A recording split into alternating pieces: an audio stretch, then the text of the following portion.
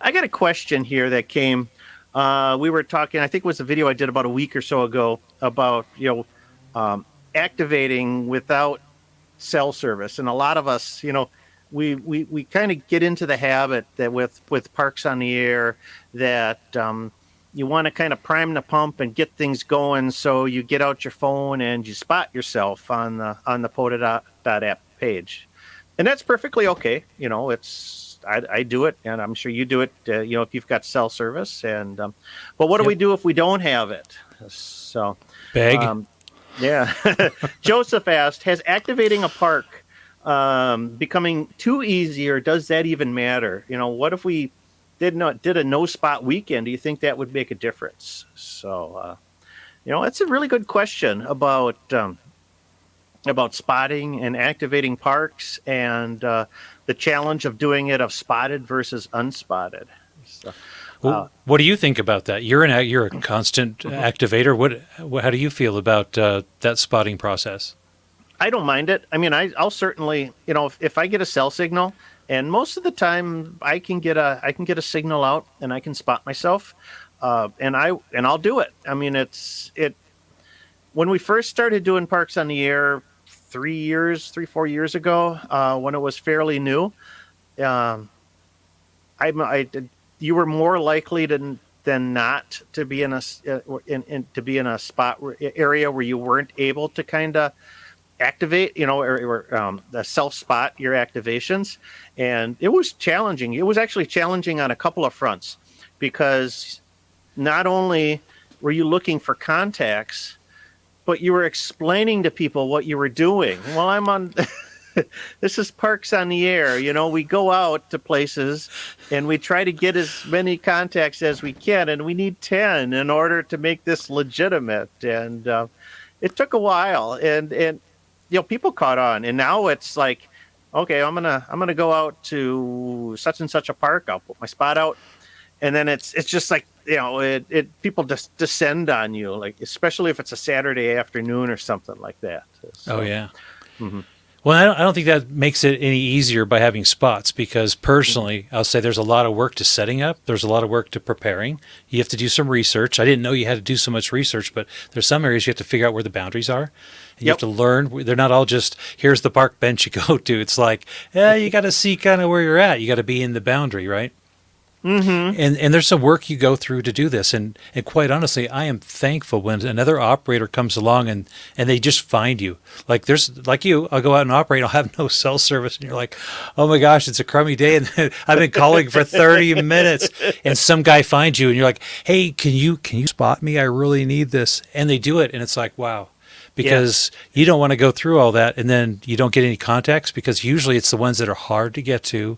You're not going to come back for a long time. No. And I think it's cool. Yeah, exactly. And then, so, if you're in a spot, in an area where you can't spot because you don't have connectivity or something like that, there are a couple of things you can do. I've had other activators find me and do a park to park, and they'll ask, well, can you spot me? I need a spot. And if I got a signal, I'll ask, well, what frequency are you on? So, always ask for the spot. Other times, what I've done is I've found another activator working, and then I'll set up 3 or 5 kilohertz away, just far enough, so that I'm not interfering, but I'm close enough so that the scope heads are cruising the band, and they're going to see my signal next to this guy. That's right. You use every tool trick you can. Yeah. Oh, yeah. I haven't had that many failed. I've had a couple failed attempts, so I don't know about you, but it is fantastic when all you guys that are out there and you spot us. Appreciate that. Yeah. Oh, absolutely. Yeah. Absolutely. So there's ways to do it. It's if you want the challenge, don't spot yourself, and let it happen organically. Yep. If you really want to be challenging, do all of that while being QRP. So, right. Oh yeah. One nice thing though, speaking of QRP, if you're using one of the modes like FT8 or a CW, the reverse beacon network a lot of times will pick you up. And if you if you go to the page and the pota.app page and not necessarily register your activation, but if you indicate, say that you're going to be in such and such a place at such and such a time, the reverse beacon network will propagate all that information for you. So when it hears you on the air, you get automatically spotted, which is really nice. That's right. Yep, that's a good thing. WV1W, I spotted KB9VBR once just by being on his chosen frequency. Okay, no lie.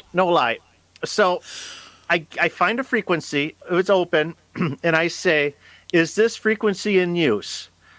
And no sooner do I say that, but Don comes back and he says, hey, Michael, how you doing? Good job, Don.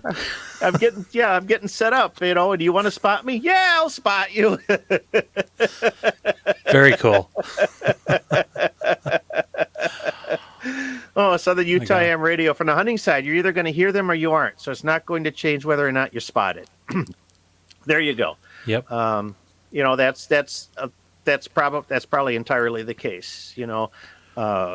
If you're cruising the band, you're either going to find somebody or you're not going to find somebody. So spotting's not going to really, make a difference. Recently, I had this friend of mine. He's a new general licensed operator, and he went down to Lake Powell, and I guess he didn't realize that the mountains, the walls in Lake Powell go like this, and so when he's down in the water, he wouldn't get out very well.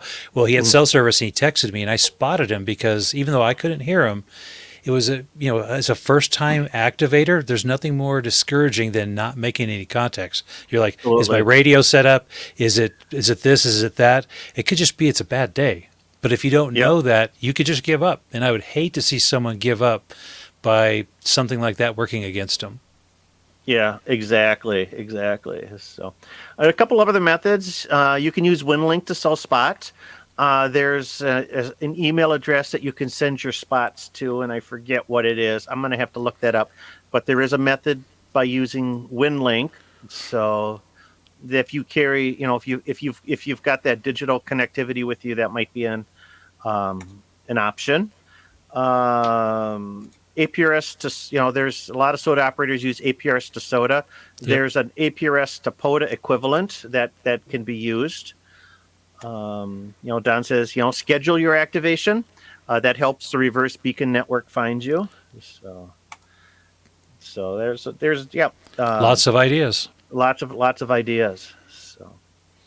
KB9VBR antennas are simple, effective, and affordable VHF and UHF antennas for amateur radio, MERS, public safety, and GMRS. Made in the USA with quality parts. Get yours online at jpol-antenna.com.